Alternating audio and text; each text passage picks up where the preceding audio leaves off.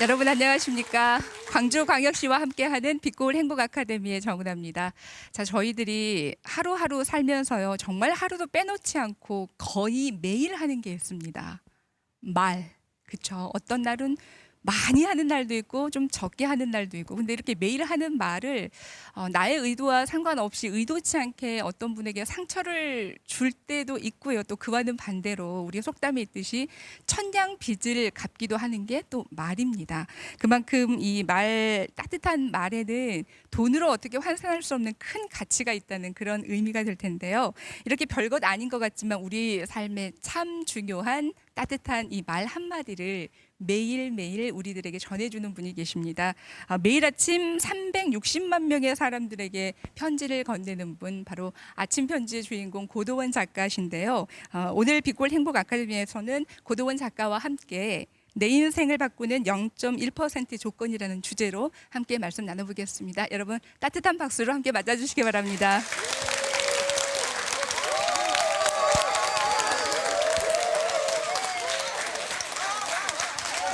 네, 반갑습니다. 네.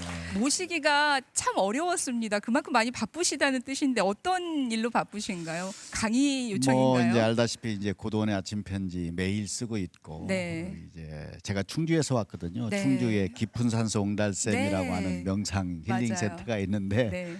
지금도 이제 프로그램이 진행되고 있고, 간간히 이제 해외도 나가고 또 이런 강연도 오고. 저는 이제 글을 쓰는 사람이니까 늘 글 쓰고 책 쓰고 이런 일로 바쁘죠. 네. 말씀드린 것처럼 360만 명에게 매일 아침 편지를 보내십니다. 근데 네. 어떠세요? 작가님께서는 매일 그렇게 편지를 보낼 수 있는 힘이라고 될까요? 어떻게 그렇게 할 수 있을까요?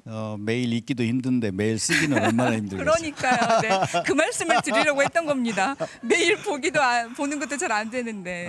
처음에는 수박한 마음으로 저를 힐링하기 위해서 시작을 했는데 네. 이제 시간이 가면서 어떤 면에서는 쓰는 것이 어렵지만은 네. 그 보람이 너무 크기 때문에 이렇게 말씀드리면 좀 죄송하지만 정말 헌신하는 마음으로 소명감 가지고 하고 있습니다. 네. 네. 시작한 지가 2001년 1년에. 8월이니까 딱 네. 이제 만 17년 다 17년이 돼가고 있죠. 됐네요. 네. 세월이 많이 혹시 갔습니다. 2001년 그 8월 그 시점에 편지를 처음 이렇게 쓰기 시작한 그 시점에 작가님께 혹시 어떤 일이 있었습니까? 무슨 일을 계기로 편지를 쓰게 되셨나요? 뭐 오늘 좀 그런 얘기 하게 될 텐데 그때는 제가 청와대에서 네. 김대중 대통령이라고 아세요? 네. 잘 모르세요? 네. 아마 여기 계신 분들도 다 아실 겁니다. 아시죠? 아세요? 네. 네, 고맙습니다. 그분의 모든 연설문, 네. 기고문, 회견문 써드리는 책임자였습니다. 그것을 네. 연설 담당 비서관이라고 하잖아요. 네. 그때 제가 5년 동안에 딱 사흘 쉬었습니다. 여한 없이 일을 했습니다. 그때 이제 몸이 무너졌고 다 굳어지고 그러다가 이제 한번 쓰러진 적도 있고 그러면서 이제 제 인생의 0.1% 네. 터닝 포인트. 터닝 포인트가 생기기 시작하고 네. 그때 이제 고도원의 아침 편지 시작하고 명상 힐링에 대해서 관심 갖게 되고 그리고 오늘 이 자리까지 온 겁니다. 네. 자, 그러면 오늘 빛고울 행복 아카데미 내 인생을 바꾸는 0.1%의 조건 고도원 작가님의 말씀으로 청해 듣겠습니다. 박수 부탁드립니다. 네. 네. 다시 한번 인사드립니다. 참 반갑습니다. 이 KBS 광주방송에서 하는 빛고울 아카데미에서 여러분 뵙게 된 것이 정말 영광입니다. 잠깐 말씀을 나눴지만은 우리가 살면서 점이 찍히는 날이 하루 있습니다. 점. 탁 찍힙니다. 영어로 포인트라고 얘기합니다. 포인트. 잘 보이게 조금 크게 할까요? 어떤 점이냐? 경험의 점입니다. 새로운 경험. 경이로운 경험. 경험은 흔히 두 가지로 얘기합니다. 직접 경험, 자기가 몸소 반복해서 그 경험을 완성한 사람들을 전문가라고 하고 프로라고 하고 챔피언이라고 합니다. 금메달 땄다고 하잖아요. 금메달 따는데 누가 대신해 주나요? 자기가 해야 됩니다.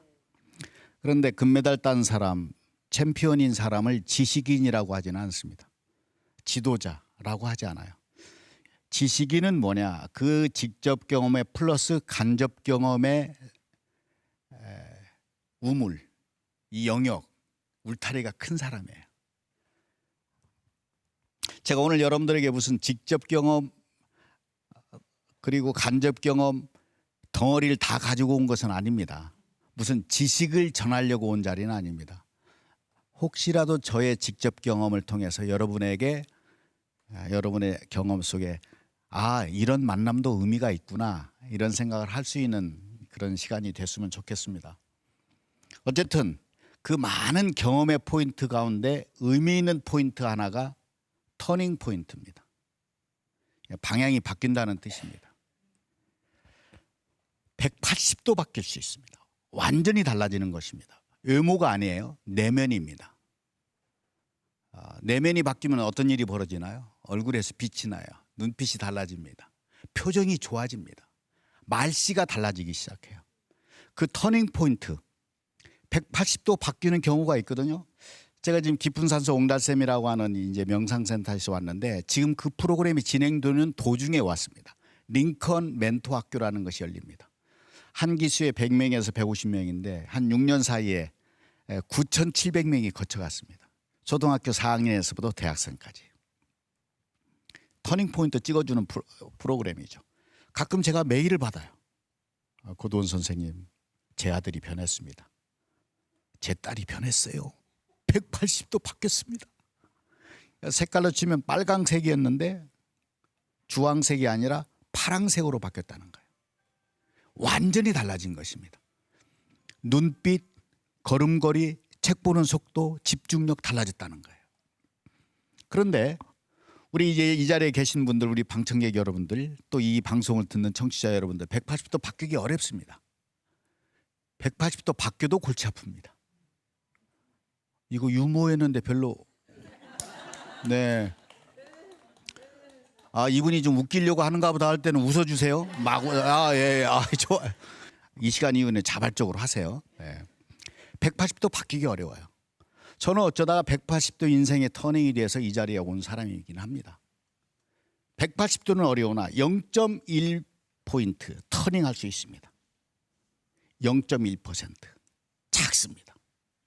근데 오늘은 별거 아닌데 하루 이틀, 1년, 2년, 3년, 5년, 10년, 20년, 30년 지나면 그때 찍었던 0.1%의 0.1포인트의 작은 터닝 포인트가 자기 인생을 통째로 바꾸어 놓습니다.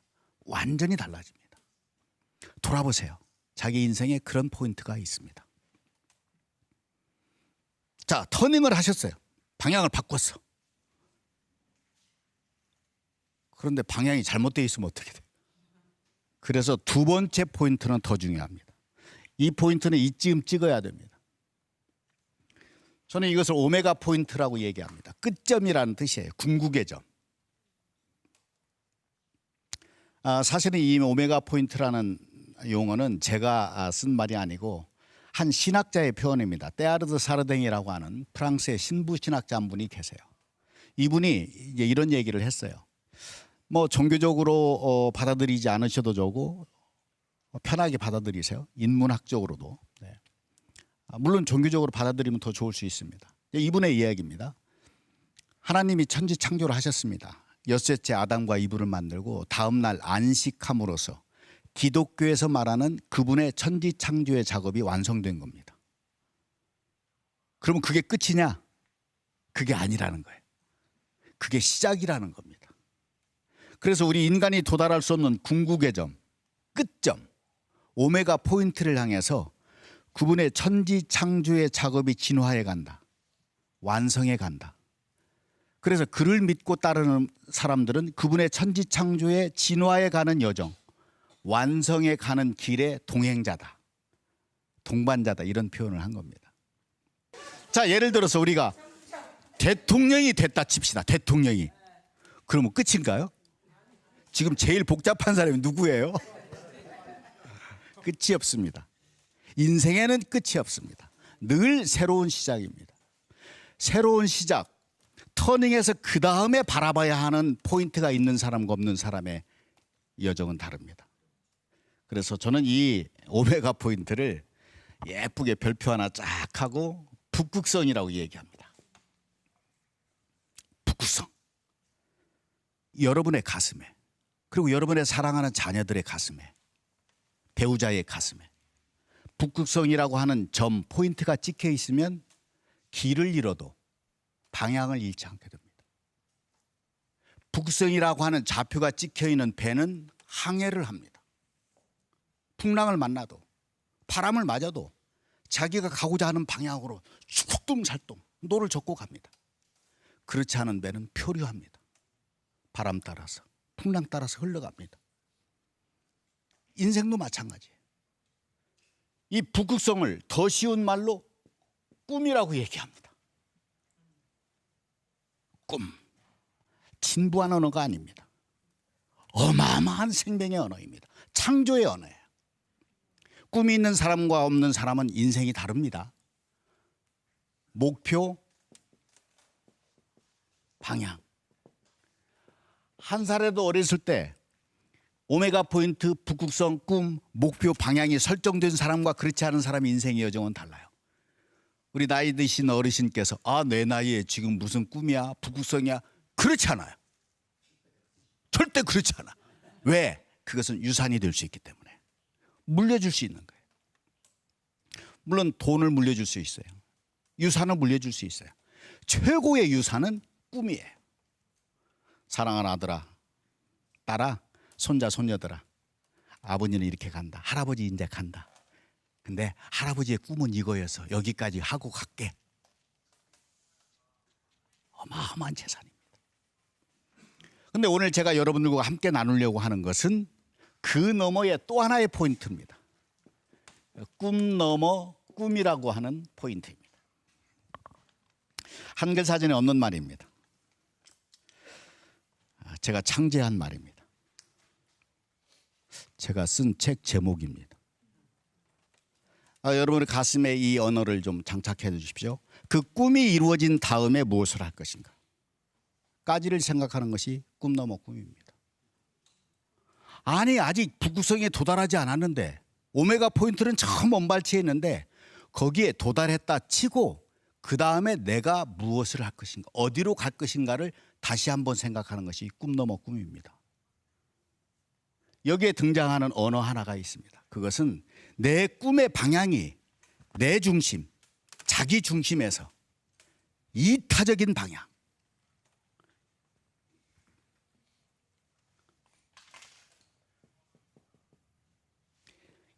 이타적인 방향으로 한 번 더 터닝하는 것이 꿈 너머 꿈입니다.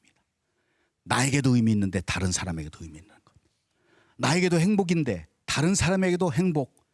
나에게도 성공인데 다른 사람에게도 성공의 징검다리 역할을 할 수 있는 것. 이게 꿈 너머 꿈이에요. 백만장자가 된 사람이 내가 백만장자가 돼서 나 혼자 잘 먹고 잘 살겠다고 하는 것은 자기 중심의 꿈에 머물러 있는 거예요.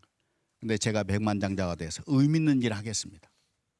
좋은 일 하겠다 하면 넘어서는 것입니다. 꿈 넘어 꿈으로. 그래서 오늘이 이제 방송 날짜는 좀 다르겠지만은 오늘이 2017년 7월 19일이죠? 맞습니까? 2017년 7월 19일 여러분의 가슴에 날짜 적고 포인트 찍으십시오. 터닝 포인트 0.1%. 작은 것. 그러나 그것이 위대한 시작점이 될 것입니다. 10년, 20년, 30년 후에 돌아봤을 때 내 인생이 여기까지 완성이 됐어. 내 꿈을 이루었어. 오늘 이 자리를 있게 한 것은 2017년 7월 19일 고도원이란 아주 키도 크고 잘생긴 분이 네. 내 인생에 터닝 포인트 찍어줘서 이렇게 됐습니다라고 선언하는 분들이 쏟아져 나오기를 바라죠. 그리고 그 너머의 오메가 포인트 또 하나, 비욘드 오메가 포인트, 그 너머에 또 하나 있군. 돌아보십시오. 여러분의 인생에 이런 포인트들이 있을 것입니다. 그것이 여러분들 지금 이 자리에 앉게 한 것입니다. 저에게도 이런 시간이 있었습니다. 17년 전 고도원의 아침 편지가 시작된 날입니다. 전날이 있었기 때문에 오늘 이 귀한 자리에서 여러분들 뵙게 된 겁니다. 고도원의 아침 편지가 시작됐어요. 저에게는 무진장한 독서 카드가 있었습니다.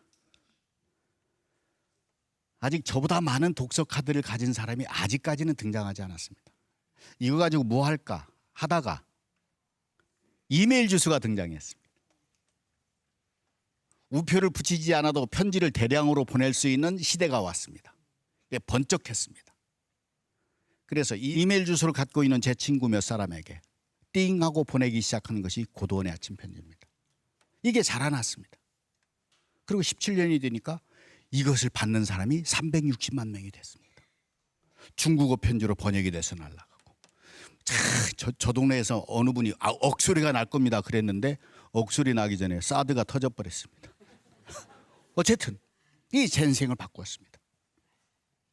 그러면 2001년 8월 1일 고도원의 아침 편지를 쓰게 하는 터닝 포인트를 찍게 한 그 현장은 아까 잠깐 말씀드린 것처럼 그 현장은 청와대였습니다. 우리 인생의 터닝 포인트, 오메가 포인트를 찍는 자리는 먼 발치에 있지 않습니다. 강 건너가 아니에요. 내가 발 디딘 이곳, 내가 잠자고 일하고 눈물 짓고 기뻐하고 그 자리에 포인트가 숨어 있습니다. 제가 모신 김대중 대통령은 무시무시한 분입니다. 그분의 일생은 제가 여기에서 몇 박 며칠을 얘기할 수 있습니다. 저는 그분의 옥중서신을 거의 20번 이상 읽은 사람입니다. 고스트라이터라고 그럽니다. 유령 작가라는 뜻입니다. 그분의 고스트라이터 역할을 했습니다. 그분의 모든 연설문, 기고문, 회견문을 써드리는 책임자였어요. 고스트라이터는 나의 생각, 나의 표현 방식, 나의 철학 내려놓아야 돼. 제 것이 아니고 그분의 것으로 토해내야 돼. 이게 보통 일이 아닌가. 이걸 5년 했습니다. 여한없이 일했습니다. 사흘 쉬었습니다. 사흘. 연설 담당 비서관이요. 공무원 사회에서는 급이 그래도 높습니다. 글쟁이로서는 최고 관직인데 1급 공무원이에요. 별로 안 놀라시는데. 네. 영예로운 자리예요. 영예로운 자리야. 그런데 사람 죽이는 자리예요. 5년 동안 청와대에서 1급 비서관이 한 자리에 있기가 아주 어렵습니다. 요즘 보시잖아요. 어느 칼에 날아갈지 모릅니다. 자기가 잘못해서도 날아가고 상황이 꼬이고 뒤통수 맞아서 날아가기도 하고 그래요. 그래서 청와대에서 1급 비서관이 5년 동안 있는 것을 이거 영어도 알아들으실지 모르겠습니다. 임파서블 그럽니다. 미러클. 그러니까 제가 좀 열강을 하다 보니 열이 나는데 웃옷을 벗어도 되겠습니까? 예, 벗어도 되죠? 네.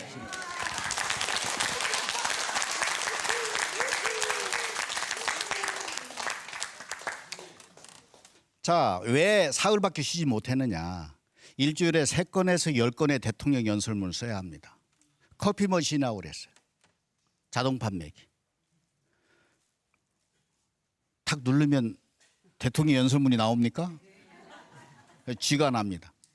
뚜껑 열립니다. 이런 날씨에도 거울을 보면 김이 납니다. 모락모락. 다음 주에 있을 3건에서 10건의 대통령 연설문 키워드라고 합니다.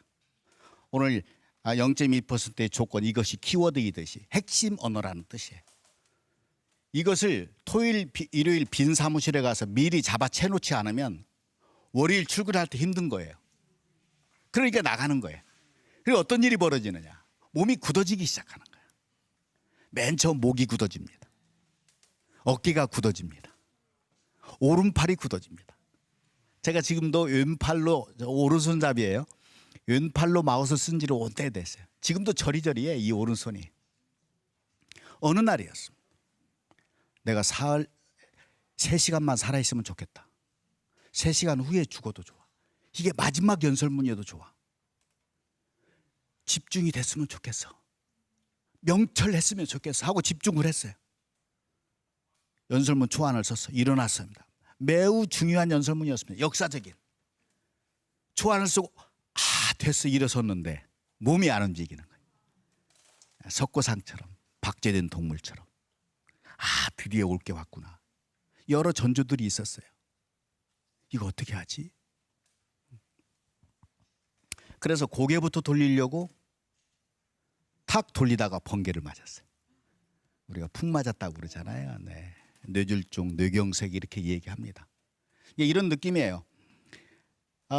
발바닥에서부터 뭐 어떤 쓰나미, 이 화산 같은 것이 쫙 올라와서 우리가 고혈압 자리라고 그러잖아요.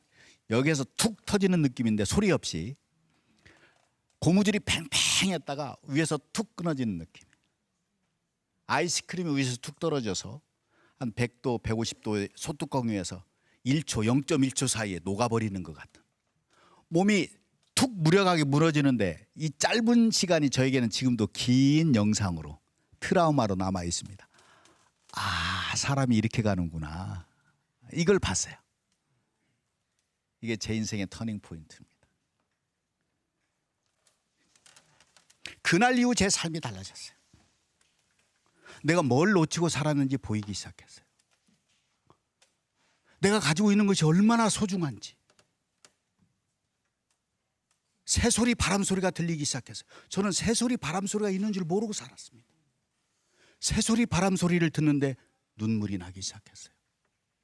창가에 떨어지는 빗물을 보는데 눈물이 나. 내가 언제 이 빗물을 봤지? 그날 이후 제 삶을 덤이라고 생각했습니다. 그 생각은 지금도 유효합니다. 덤이라고 생각하니까 겁이 없어집니다. 제가 겁이 없어요. 욕심이 사라집니다. 그리고 저의 삶이 조금은 이타적인 방향으로 터닝하기 시작했습니다. 그때 시작한 것이 고도원 아침배. 그리고 그때 시작한 것이 나처럼 열심히 살다가 지친 사람들이 언젠가 휴식하고 명상하고 힐링하는 공간을 만들어야겠다. 그때 명상, 힐링 이런 얘기를 하면 가까운 친구들이 네가 드디어 갔구나. 15년 전에 너 돌았어? 무슨 일이 있었어? 왜 잘 나간 친구가 왜 그래? 그랬어요. 그래서 저의 집을 도네이션해서 5억의 기금을 만들어서 아침편지 문화재단을 만들고 꿈을 꾸기 시작했습니다. 꿈. 미르재단 아닙니다. 저희 국가예산 1원도 쓰지 않았습니다. 그때 60만 평의 땅을 꿈꿨어요. 돌았다고 그랬습니다. 800억 예산에 20년 목표로 꿈을 키웠어요. 마스터 플랜을 만들었어요. 사기꾼이 왔다고 그랬어요. 근데 이야기는 길게 하지 않겠습니다. 여러분 한번 깊은 사서 옹달샘으로 오십시오. 네. 68만 평의 땅에 27채의 아름다운 건물이 세워져 있습니다.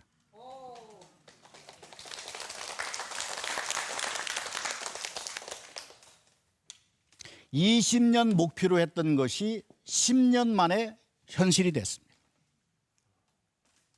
꿈은 연대기적인 시간이 흐르지 않습니다. 째깍째깍 1학년, 2학년, 3학년이 아니에요. 북구성이 먼 발치에 있는데 어느 날 확 다가오는 거예요. 그러면 이 포인트를 찍은 것이 당신이 뭐를 했길래 다 궁금해요. 자, 대통령 연설문 쓰기 전에는 뭐 했을까? 제가 기자 생활을 했습니다. 중앙일보 기자 생활을 17년 했습니다. 그전에는 뿌리 깊은 나무라고 혹시 아세요? 우리 저 벌교회 한창기 사장님이 만드신 좋은 잡지가 있습니다. 그 기자 생활을 5년 했습니다. 그전에 연세대학교 연세춘추 편집국장을 했습니다. 이야, 이 사람이 승승장구했네. 꽃길만 걸었네. 그러지 않아. 저는 꽃길만 걸은 사람 아니에요. 저는 고난의 길을 많이 걸었습니다. 저는 시골교회 목사의 아들이었습니다. 가난했습니다. 저는 고등학교 졸업할 때까지 도시락을 싸가지고 다니지 못했습니다. 대학에 들어갔어요. 말씀드린 것처럼 연세춘추 편집장이 됐어요. 그때가 좋은 시대입니다. 헌법의 히읗자만 활자화해도 사형 선고 내리던 좋은 시절이에요. 유신 시절이라고 그랬습니다. 좋은 법이 하나 있었습니다. 열어주겠습니다. 긴급조치. 마지막 긴급조치가 있습니다. 구호. 이게 없었으면 제 인생이 달라졌을 거예요. 긴급조치 구호에 운이 좋게도 제적이 됐습니다. 쫑났습니다. 그때 786명의 대학생이 집단 제적을 당했습니다. 저도 하나가 되고 수배자가 되고 붙잡히니까 막 여러 가지 괴롭힘을 당하고 콩밥을 줘서 콩밥을 먹고 강제 징집을 당했어요. 강원도 산골짜기에서 3년 동안 과장하면 매일 밤, 거의 매일 밤 집단 폭행을 당했습니다. 반병신이 돼서 사회에 나왔습니다. 3년 꼬박 보내고 사회에 나왔는데 이력서를 안 받았죠. 빨간 도장이 찍혀 있습니다. 안티 거버먼트 스튜던트. 이거 영어입니다. 독일어 아니고. 반정부 학생. 이력서를 안 받아줘. 이력서를. 자, 여러분 20대 청년입니다. 이력서를 받아주지 않은 광주 충장리 거리를 걷고 있는, 금남로 거리를 걷고 있는 청년이라고 생각해 보세요. 이력서를 받아주지 않은 서울 광화문 거리를 걷고 있는 청년이라고 생각해 보세요. 애국심 사라집니다. 속에서 불이 납니다. 이복 같은 세상. 오늘 한강으로 가버려? 그래, 고층 빌딩으로 가서 어떻게 해버릴까? 좌절입니다. 절망이에요. 저는 이 절망의 길을 10년을 걸었습니다. 그런데 지금 제가 젊은 시절에 걸었던 그 절망의 길을 사랑합니다. 왜? 독서하게 했습니다. 책이 빨리 들어왔어요. 그것이 나중에 고도원의 아침편지로 승화됐습니다. 어려운 시대에 무엇을 하느냐가 그 사람의 인생을 결정합니다. 절망에 빠졌을 때 뭘 하느냐. 할 게 없어서 장가부터 갔습니다. 지금의 제 아내하고 7번 헤어지고 7번 다시 만나고. 그래도 먹고 살아야 되니까 포장마차 하루 만에 접고 땅 짓고 헤엄치는 장사가 좋다고 그래서 또 문방구도 하다가 사기당하고 웨딩드레스 디자이너 생활도 제가 5년 했습니다. 앙드레 고라고 행복의 문이라는 웨딩드레스 가게를 열어놓고 했어요. 근데 제 아내가 2번 유산을 했습니다. 8개월 넘긴 유산. 그리고 우리는 박 터지게 싸웠습니다. 격해집니다. 궁핍하니까 작은 일에 격해지는 거예요. 제가 사기를 당해서 제 아내가 그러니까 조심했어야지 이 말에 제가 뚜껑 열리고. 제 아내가 그게 아현동인데 산동네예요. 가파른 북향 산동네입니다.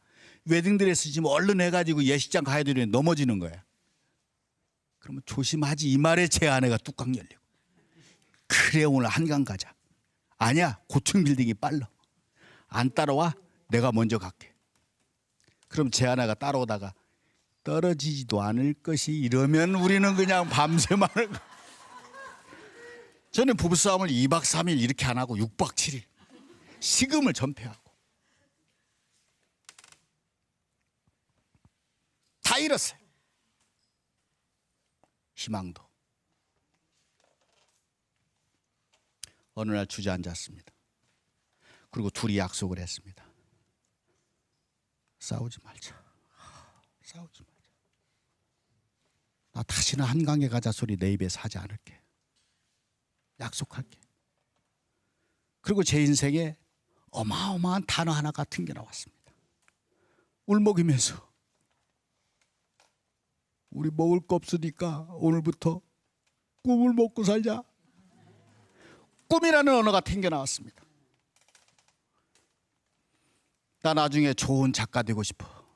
좋은 기자 되고 싶어. 졸업장도 없지만 내가 지금 겪는 고통의 점들이 나중에 내가 쓰는 글의 재료로 만들 거야. 이보다 더 떨어질 수 있어. 절대 한강에 안 가. 그리고 한마디를 더 했습니다. 나 나중에 대통령 연설문 쓰는 죽기 전에 대통령 연설문 하나라도 쓰고 죽을 거야. 그때 제 아내가 개코나 웃기고 있네 했으면 오늘 여러분 앞에 서지 못합니다. 자, 여러분 돌아가셔서 누구에게 꿈을 물으십시오. 아무리 황당한 꿈을 얘기해도 조롱해서는 안 됩니다. 왜? 그 꿈이 이루어지기 때문에. 고돈의 아침 편지도 조롱받았습니다. 그리고 나서 깊은 사성 옹달샘 800억 20년 프로젝트 얘기했을 때도 비난받았습니다. 친구 여러 떨어져 나갔습니다. 그런데 어떻게 됐나요? 현실이 됐습니다.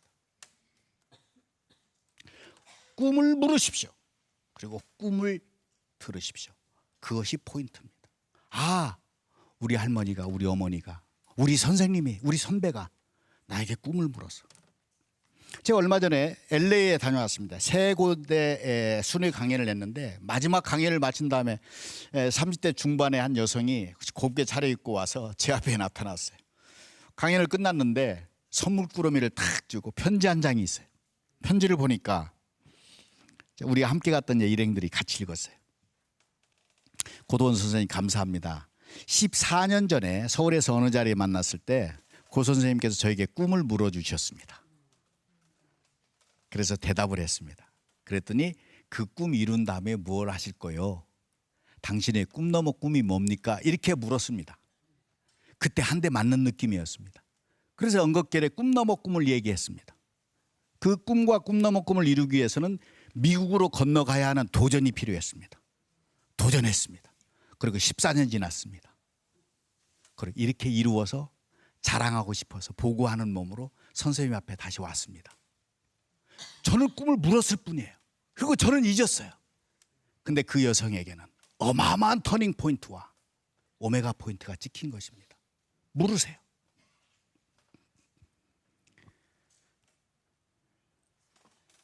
그리고 나서 길이 열리기 시작하면서 이제 잠깐 말씀드린 것처럼 뿌리 깊은 나무라는 잡지가 생겨나고 저를 기자로 채용해서 아니 이렇게 행복한데 돈까지 주네 이런 마음으로 월급을 받았습니다. 돌아가신 한창기 사장께서 저를 아들처럼 다른 사람 무슨 기자 이렇게 부르는데 도원이 이렇게 불렀어요. 기분 좋으면 도원아 이렇게 불렀어요. 열심히 일했는데 전두환 아저씨라고 또 훌륭한 분이 나타나더니 이 뿌리 깊은 나무로 강제로 폐간시켰습니다. 또 절망의 계곡에 빠졌어요. 그때 썬데이 서울을 비롯해서 200여 종의 정기 간행물을 집단으로 아주 쓸어내버렸습니다. 다시 나락에 떨어졌는데 그때 뿌리 깊은 나무를 열심히 보던 중앙일보의 한 간부가 최우석 씨라는 분입니다. 제 인생의 멘토입니다. 한 번도 본 적이 없어요. 제 글을 사랑했습니다. 야, 이런 글빨 좋은 친구가 놀고 있다는데 백주랬는데 우리 신문 기사 한번 써보게 해보자. 전무후무한 일입니다. 언론사에 최고의 대우로 그 어렵다고 하는 일간신문에 그때 언론고시라고 그랬어요. 300대 1, 400대 1 스카웃이 돼서 기자가 됐어요. 오.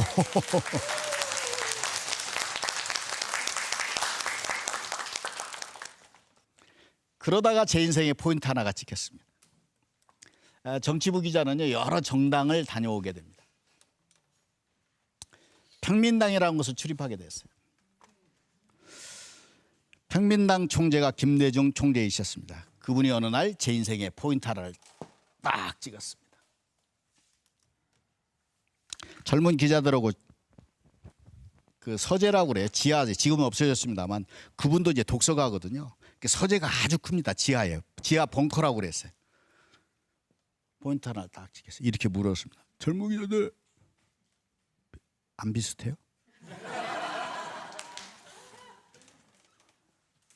인생의 책이 있으지요? 이렇게 물었습니다. 인생의 책이 있느냐?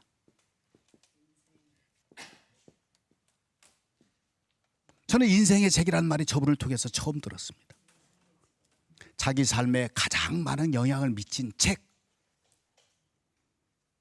오늘의 언어로 내 인생의 터닝 포인트, 오메가 포인트, 그 너머의 비욘드 오메가 포인트를 찍게 할 책, 그리고 그 오메가 포인트로 가는 길의 여정에 동반자 역할을 해줄 책.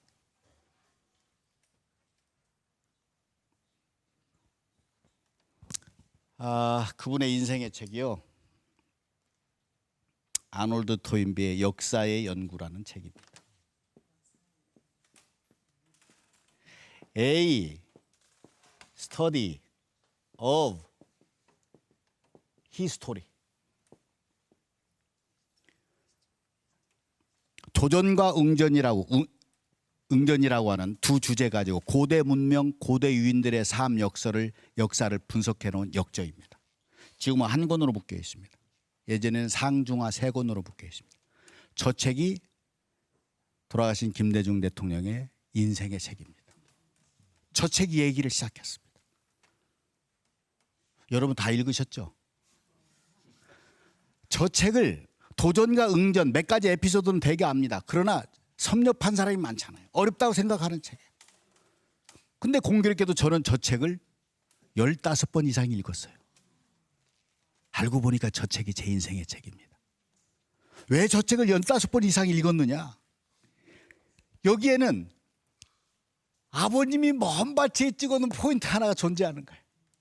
중학교 2학년 사춘기, 내가 목사의 아들로 태어난 것을 불운이라고 생각하고 이 교회 울타리를 내가 언제 튕겨나갈까 반항하고 하는 그 아들에게 어느 날, 아들아 이 책 읽고 밑줄 그어놔. 그리고 독서 카드 쓰는 법을 가르쳐 줬습니다. 링컨 학교에서 가르쳐 주는 것이 독서 카드 쓰는 방법을 알려줘요. 독서법, 속독법, 정독법, 자독법. 그것을 글로 쓰는 방법, 그걸 스피치로 하는 거, 지도자의 무기다 이렇게 생각해요. 그때 저희 아버님이 그걸 가르쳐 주셨어요. 그래서 함석헌 선생님이 쓰신 뜻으로 본 한국 역사, 아놀드 토인비가 쓴 역사의 연구, 상중하 4권의 책을 주셨어요. 그 책이 지금 제 서재 가운데 보물처럼 꼽혀 있습니다. 제 아버님의 유산입니다. 자, 한번 생각해 보세요. 노래나는 정치인과 젊은 기자가 한 권의 책을 놓고 대화를 합니다. 쫄깃쫄깃. 이분이 눈동자가, 이야, 젊은 친구가 2시간, 3시간 시간 가는 줄 모르고 대화를 했어요. 그리고 인생의 책을 함께 했던 두 사람 가운데 한 분이 어느 날 청와대 주인이 됐습니다. 저를 청와대로 불렀습니다. 청와대에서 가끔 부르세요? 잘 안 불러? 저에게 물었습니다. 당시 중앙일보 정치부 차장 때입니다. 곧 원차장. 네. 청와대에서 일할 생각 있으시오? 청와대에서 일할 생각이 있느냐? 이렇게 주셨습니다. 제가 뭐라고 했을 것 같아요? 네? 낼름. 지금 생각하면 겁이 없었습니다. 당돌하게 여쭙습니다. 어떤 자리입니까? 대통령이 연설문을 쓰는 자리요? 제가 울컥했습니다. 그거 제 꿈입니다.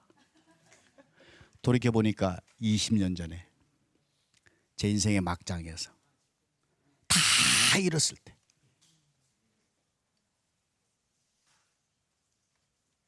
박 터지게 부싸움하다가 딱 내 안에 한 사람 앞에서 나 죽기 전에 대통령 연설문 하나 쓰고 죽을 거야. 그 말을 새가 들었는지 하나님이 들었는지 돌고 돌아서 20년 후에 현직 대통령이 눈앞에서 대통령 연설문 쓰는 자리요. 그 일이라면 제가 9급이라도 하겠습니다. 말씀드린 것처럼 1급 비서가 아닙니다. 5년 동안 일을 했습니다. 그리고 열심히 하다가 무너지고 고돈의 아침 편지를 쓰고 오늘 이 자리에서 여러분들을 뵙게 된 것입니다.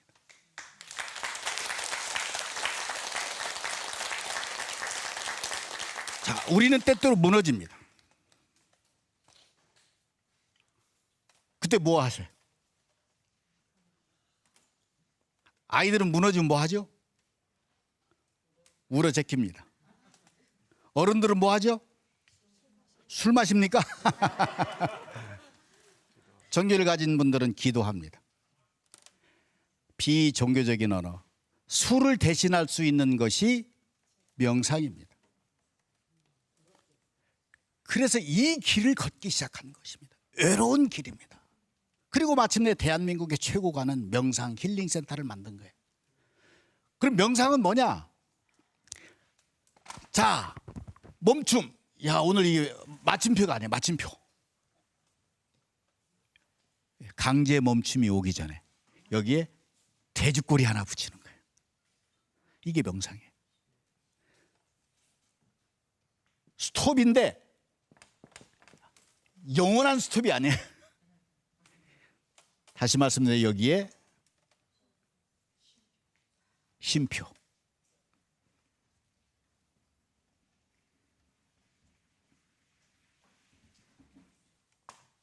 이걸 휴라고 얘기합니다. 휴식할 때 휴. 사람이 나무 옆으로 가 있는 것이 휴입니다. 저게 명상인데 벌목하러 간 거 아니에요. 나무 옆으로 가시라는 것입니다. 자연으로, 숲으로, 강가로, 바닷가로 가라는 거예요. 잠깐 거기 가서 머리 식히라는 거예요. 멍 때리기 하라는 거예요. 이게 휴예요. 이게 쉼표예요. 이걸 저는 잠깐 멈춤이라고 얘기합니다. 잠깐 멈춤도 제가 쓴 책 제목입니다. 저 책이 베스트셀러가 됐어요. 그리고 나중에 멈추면 뭐 하는 것들 이런 막 스님 책도 나오고 막 그랬어요. 네. 멈춤에 대한 명상 미학이 시작이 됐습니다. 왜? 저희도 강제 멈춤이 있었기 때문에. 여기에는 매우 중요한 요소가 두 가지입니다. 하나, 언제 멈추느냐? 타이밍이에요. 타이밍. 시간 개념. 두 번째, 어디에서 멈추느냐? 장소예요. 장소. 공간. 타이밍은 언제냐? 불 나기 전에. 자동차로 치면 기름 떨어지기 전에. 엔진 불 나기 전에 브레이크 밟고 갓길에 세우는 것이 잠깐 멈춤이에요. 그게 휴예요. 그렇지 않으면 어떻게 돼요? 엔진 불 나서. 부부싸움 가끔 하세요? 부부싸움 하다가 아마 지금 부부싸움 안 하실 거예요. 뭐 해봐야 뭐 별 소득이 없는데. 자, 부부싸움 하다가 젊은 사람들이 부부싸움 하다가 그래 오늘 결론 내자 하기 직전에 두 사람 가운데 한 사람이 스톱. 결론 내일 내. 오늘 밤 잘 자. 이게 쉼표예요. 타이밍이에요. 이 임계점, 이 뚝을 넘어서면 어떻게 돼? 범람해. 예, 끝을 봐버려. 깨져. 그러면 수습하기가 어려워. 자, 회사에서 브레인스토밍을 해요. 서로 좋은 의견을 내놓고 대화를 하다가 결론도 나기 전에 막 감정이 들끓어. 그러면 그 중에 선임자는 스톱. 결론 내일. 오늘의 브레인스토밍은 여기까지. 이것이 타이밍이에요. 이것을 놓치면 불나는 거예요. 수습하기 어려워지는 거예요. 두 번째는 장소예요. 딱 멈췄는데 가스실에 멈추면 어떻게 돼요? 네. 딱 멈췄는데 터널에 멈추면 어떻게 돼? 그래서 우리에게는 꽃밭이 필요한 것입니다. 멈췄는데 꽃밭에 멈춰야 돼. 그곳에서는 이미 향기가 있어요. 꽃이 있어요. 그래서 우리에게는 정원이 필요한 것입니다. 마음의 꽃밭도 필요한 거예요. 물리적인 정원, 꽃밭도 필요하지만 내 마음의 꽃밭이 필요한 거예요. 내 마음에 씨앗을 뿌리는 거예요. 꽃씨를 뿌리는 거예요. 이게 명상이에요. 이게 쉽지가 않아. 여기에 이제 훈련이 필요한 것입니다. 훈련 받으러 오세요. 50까지 70까지의 명상, 우리 마음에 꽃씨를 뿌리는, 우리의 감정 조절, 정서, 기분을 관리할 수 있는 능력을 키우는 이런 방법들이 있는 거예요. 그래서 어떤 분은 직장에 가도 가스실이고, 집에 가면 더 가스실이고. 지금 얼굴이 갑자기 달라지고 있어요. 네. 자, 이것을 반복해서 3개월, 6개월 반복해 보세요. 그분의 인생이 어떻게 될까요? 아, 그분이 800억짜리 꿈을 꾸면 껌값이 달라붙어요? 당신하고 함께 하겠다 해요? 주파수가 떨어져 있는 거예요. 북성은 그냥 먼밭에 있을 뿐이에요. 그런데 일하러 가는 곳도 꽃밭이고, 집에 가면 더 꽃밭이고, 이러기 어려워요. 그러나 그럴 수 있도록 마음을 관리하면서 꽃씨를 뿌려가면서 열심히, 때로는 눈물 흘려가고 멈춰가면서 반복 3개월, 6개월, 1년 이렇게 반복하면 어떤 일이 벌어질까요? 그 사람 주변에 좋은 동반자들이 모이기 시작하는 거예요. 당신이 가는 길이라면 제가 지옥까지 따라가겠습니다. 좋은 동반자와 지옥까지 함께 가겠다고 하는 그 길이 천국길이에요. 네. 맞습니다. 이 저 상 주셔야 돼. 아주 그냥 아주 아주 멋도 있으시. 맞아요. 네. 그러면 스톱해서 뭐 하느냐? 세 번째, 방향을 바꾸시는 거예요. 터닝 하시는 거예요. 터닝 얘기는 아까 얘기했습니다.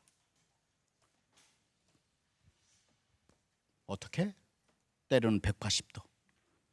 180도 어려워도 0.1% 아주 작은 미약한 터닝을 해놓는 거예요. 근데 그 방향이 이타적이어야 돼. 멋있어야 돼. 지금의 모습이 아니고 미래의 모습. 제가 제 아내하고 결혼할 때 제 아내가 그랬습니다. 제가 4년 동안 한 가지 옷을 입었는데 컨셉인 줄 알았대. 눈빛만 살아있더래요. 지금의 모습이 아니에요. 지금 무슨 명품 가방이 들은 것이 문제가 아니고 그가 가고자 하는 길, 그가 이루고자 하는 꿈, 이게 매력적이어야 되는 거예요. 자, 오늘의 결론입니다. 꿈은 이루어집니다.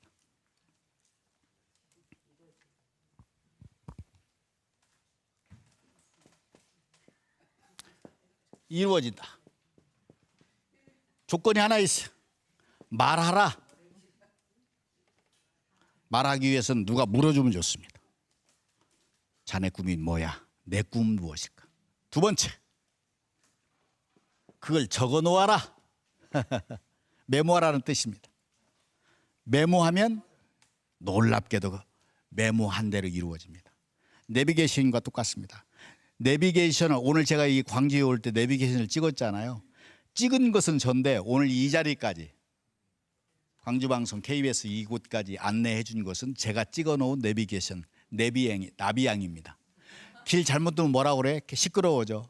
돌아가세요. 터닝하세요. 찍은 건 난데 내가 가고자 하는 방향, 목표, 오메가 포인트를 찍은 것은 난데 내 삶을 이끌어 주는 것은 내가 찍어 놓은, 내가 메모해 놓은 글대로 되는 거예요. 깊은 산소 옹달샘의 웰컴 센터에 가면 거기에 2003년 9월 4일 적어 놓은 글이 있습니다. 그걸 보면 맨 땅에 적어 놨는데 마치 지금의 모습을 보고 적어 놓은 글처럼 됐어요. 그 얘기는 뭐예요? 그때 적은 글대로 놀랍게도 기적처럼, 그래서 꿈의 공간이라고 합니다. 현실이 되어 있는 거예요. 세 번째, 오늘의 결론입니다. 좋은 사람을 만나라. 꿈은 혼자 이루기 어렵습니다. 누군가 좋은 사람을 만나야 돼. 좋은 사람 만나려면 어떻게 해야 될까요? 어유 어찌 이렇게 잘하셨어요. 자기가 먼저 좋은 사람. 이 시대에 좋은 사람은 뭐냐? 좋은 옷을 입은 사람이 아니고 지금의 모양이 아니고 좋은 꿈을 가진 사람이 좋은 사람입니다. 네, 오늘 이 특별한 자리에 여러분들 만나서 저의 얘기를 했습니다. 혹시 저의 얘기로만 들으셨나요? 여러분의 얘기를 대신한 것입니다. 여러분의 살아온 얘기, 길목은 달랐지만 아마도 포인트는 비슷했을 것입니다. 그리고 여기 젊은이들, 여러분이 살아가야 할 미래를 제가 미리 말씀드린 것입니다. 여러분의 가는 길에 여러 저점들이 있을 것입니다. 그때 혹시 똥통에 빠지시거든, 그때 노래하십시오. 그때 책을 읽으세요. 그때 그림을 그리십시오. 경청해 주셔서 고맙습니다. 네. 네, 고맙습니다. 네, 감사합니다. 그 사람이 누군가에게 내가 생각할 때 잘못된 길인 것 같은데 올바르게 잡아주려고 할 때, 그리고 꿈이 무엇인지 잘 모르고 갈팡질팡할 때 또 그 꿈에 대해서 이야기를 전해줄 때 굉장한 에너지가 필요하잖아요. 수십 년 동안 그렇게 아침 편지를 전해주시는 것처럼. 그런데 작가님께서 지치실 때는, 힘드실 때는 어떤 방법을 찾으십니까? 아유, 어려운 질문이네요. 굉장히 네. 궁금했습니다. 네, 뭐 두 가지를 얘기할 수 있습니다. 하나는 저는 이제 기독교인인데 네. 저에게도 기도가 필요하죠. 네. 그래서 저만 들어가는 방에서 사람 앞에서는 눈물 짓지 않지만 그곳에서 눈물 쏟고 다시 맑은 얼굴로 내려오고, 네. 그 다음에는 명상 중에 가장 기초적인 것이 호흡입니다. 네. 뭐 오늘 호흡에 대해서 말씀드릴 수 있는 시간이 없었지만 명상 호흡은 길고 깊고 고요하고 가는 호흡을 반복하는 거거든요. 그래서 예를 들면 네. 그래서 한 템포를 길게, 이 호흡을 5분만 하고 나면 웬만한 것들은 지나갑니다. 지친 게 사라집니까? 어, 에너지가 좀 그렇죠. 올라오니까? 충전되죠. 에너지가 솟구치죠. 네. 놀라운 현상들이 벌어지죠. 네. 그래서 그 호흡을 깊게 한다는 것은 산소를 많이 먹는다는 뜻이거든요. 아, 그렇죠. 그러면요, 네. 산소가 들어가지 않았던 세포에까지 네. 들어간다는 뜻이죠. 네. 어디에서 한번 잘 말씀하지 않으신 거 오늘 밝혀주신 거죠. 네네네. 네. 질문이 좋았기 때문에. 그럼 혹시 그 명상센터에서도 네. 그런 지금 말씀해주신 것 같은 그런 행동들, 그런 모습들을 그런 것들을 프로그램으로 만들어서 네. 가장 기초적인 게 여러 형태의 호흡법. 네. 불면인 경우에는 어떤 호흡이 좋은지. 네. 자, 심지어 당뇨, 고혈압, 암에 걸린 사람은 어떤 호흡이죠. 이게 산소니까요. 네. 약이 아닌 방식이죠. 그렇죠. 술이 아닌 방식. 네. 이것을 반복하면 우리 몸은 어떤 세포든 산소가 깊숙이 들어가서 이게 머물러 있으면 거기서부터 재생되기 시작해요. 네. 이건 저는 우리 서양에서는 이미 다 임상적으로 네. 레포트들이 나온 것들인데 우리는 대개 감으로들 하죠. 네. 물론 저도 감으로 하는 게 많지만 네. 이제 그런 원리를 가지고 프로그램을 50가지, 60가지 뭐 선생님들, 또 학생들, 뭐 공직자들, 네. 언론인들 네. 이렇게 합니다. 네. 네. 다음 달에는 고동훈 작가님과 함께 호흡법에 대해서 네, 한번 네. 해보도록 하겠습니다. 제가 지금 계속 압력을 드리고 있는 거예요. 네. 시간이 네. 어려우신 걸 알기 때문에, 어렵다는 걸 알기 때문에. 자, 그러면 오늘 작가님의 말씀을 통해서 그 0.1%의 무엇인가에 대해서 고민하고 생각하시는 그런 시간이 됐을 것 같은데, 이 내 마음속에 일렁이는 무엇인가를 느낀 분도 계실 거예요. 그런데도 아직도 난 잘 모르겠어, 힘들어, 또 요즘에 내 꿈이 무엇인지 모르겠다, 꿈을 찾는 게 참 어렵다라고 이야기하는 분들이 굉장히 많으시거든요. 네. 오늘 이야기한 내용 이외에 그분들에게 어떤 말씀을 전해주신다고 한다면 뭐 방법이라고 해야 될까요? 그냥 예를 들어서 비가 떨어지는 창문에서 가만히 아무 생각하고 3시간 있어 보면 네. 안에서 스물스물 뭐가 올라와요. 그게 뭡니까? 꿈, 아, 영감, 아이디어. 이게 머리를 쥐어짜서 막 궁리해서 나오는 지혜가 아니고 조용해서 안에서 솟구치는 거. 이것을 체험하기 시작하면 그 멍때리 시간이 너무나도 귀한 거죠. 이 훈련을 시켜보는 거죠. 네. 그럼 그 다음부터는 뭐 웬만한 어려움을 극복할 수 있게 되고, 네. 내가 궁리해서 무슨 꿈을 가져야겠다 이게 아니고 네. 가만히 머물러 보는 거죠. 멍때리기 정말.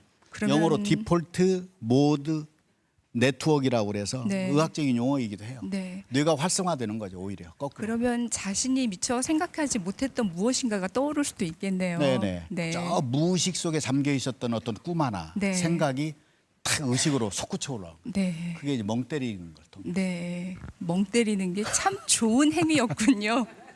자, 그러면 내 인생을 바꿔주는 내 인생이 굉장히 큰 영향을 미쳤던 것이 그 작가님 말씀 중에 저는 책이라고 이해를 네, 했습니다. 네네. 네, 그리고 또 중요한 거 여기다 써주셨던 것처럼 좋은 사람과 함께하는 작가님께 길을 안내해주는 좋은 사람이 혹시 있으신가요? 많죠. 많습니다. 아까 말씀드렸던 제 인생의 이제 최고의 동반자는 그 어려운 시절에 함께 고생하고 저에게 꿈을 말하게 해준 제 아내부터 시작해서 네. 지금은 제가 기부사송사 직원이 120명입니다. 네. 제가 일자리 창출 많이 했죠. 그러셨네요.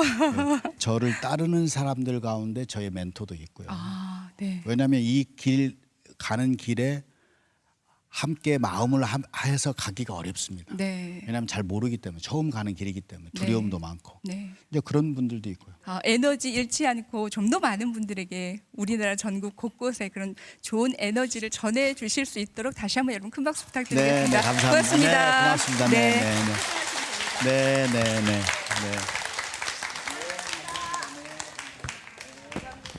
네, 간단하긴 했지만 약간의 호흡법과 일명 멍 때리기의 방법에 대해서도 좀 알아봤습니다. 이 시간을 통해서 여러분들이 내 마음속에 0.1% 그리고 행복을 찾는 것이 무엇인지, 그리고 또 하나, 오늘 이 시간이 크지는 않지만 여러분의 인생에서 행복을 전해줄 수 있는 작은 순간이 되었기를 바라면서요, 빛고울 행복 아카데미 마치겠습니다. 무더위에 건강 조심하시고요. 다음 달에 인사드리겠습니다. 함께해 주신 여러분 고맙습니다.